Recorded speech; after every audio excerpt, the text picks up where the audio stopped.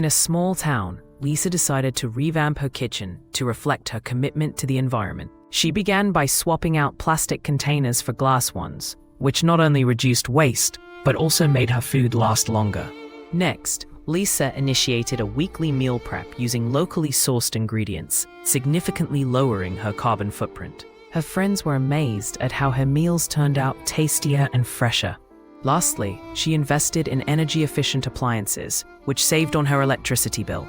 By making these changes, Lisa not only created a healthier kitchen, but also inspired her family and friends to follow suit, proving that small shifts can lead to a significant impact.